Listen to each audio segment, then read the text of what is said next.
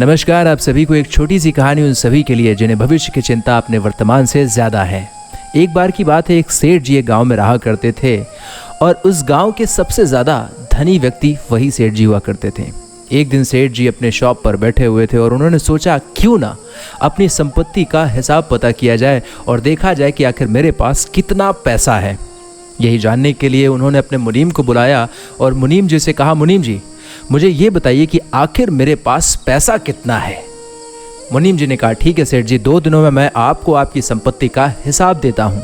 2 दिनों बाद मुनीम जी वापस आए दुकान पर और उन्होंने सेठ जी को बताया कि सेठ जी आपके पास इतना पैसा है कि आपकी आगे आने वाली 7 पीढ़ियाँ बिना काम किए बैठकर खा सकती हैं, उन्हें कोई भी काम करने की ज़रूरत नहीं है। आपके पास अपार संपत्ति है।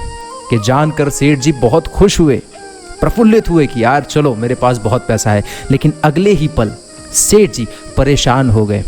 वजह ये कि वो 7 पीढ़ी तो बैठकर खा लेंगी, लेकिन मेरी 8वीं पीढ़ी क्या करेगी।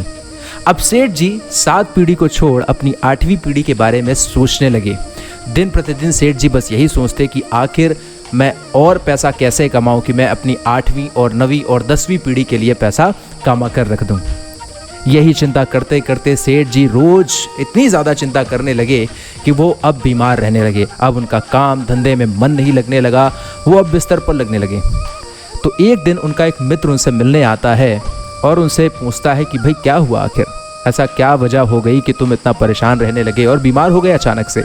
सेठ जी ने उन्हें अपने परेशानी की वजह बताई। तो जो उनके मित्र थे उन्होंने कहा, एक काम करो, गाँव में एक ब्राह्मण रहते हैं, उन्हें खाना खिलाओ और ये तुम्हारी जो परेशानी है ये सब सही हो जाएगी।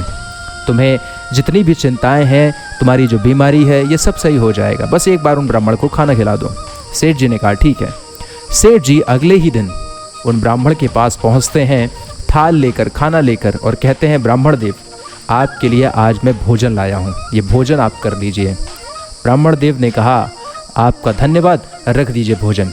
लेकिन इससे पहले कि वो भोजन रख देते, ब्राह्मण देव की पत्नी की आवाज़ अंदर से आती है और वो बोलती हैं कि सुनिए, सेठ जी के पहले एक व्यक्ति पहले ही खाना दे जा चुके हैं आपके लिए, अब आपको ये खाना लेने की ज़रूरत शायद नहीं है। ब्राह्मण देव ने ये बात सुनी और सेठ जी को बोला, सेठ जी मेरे पास तो खाना आज आ चुका है और आज का खाना मेरे पास आ गया है, इसलिए मैं आपका खाना अब नहीं ले सकता हूँ, नहीं खा सकता हूँ। सेठ जी ने कहा कि ठीक है, कल के लिए रख लीजिए। तो ब्राह्मण देव ने कहा, मैं कल की चिंता नहीं करता हूँ, जब कल आएगा तो कल देखूंगा, लेकिन फ़िलहाल आज मेरे पास इतना है कि मैं आज जी सकता हूँ और मैं कल के बारे में सोच के अपने आप को परेशान नहीं करना चाहता हूँ।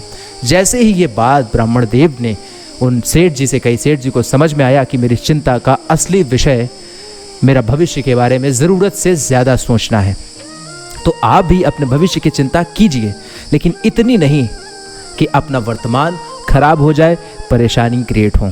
ठीक है, तो अपने भविष्य की चिंता ज़रूरत से ज़्यादा ना करते हुए वर्तमान को बेहतर करिए। मिलते हैं किसी और कहानी में, तब तक के लिए अपना ख्याल रखिए, सुरक्षित रहिए। धन्यवाद।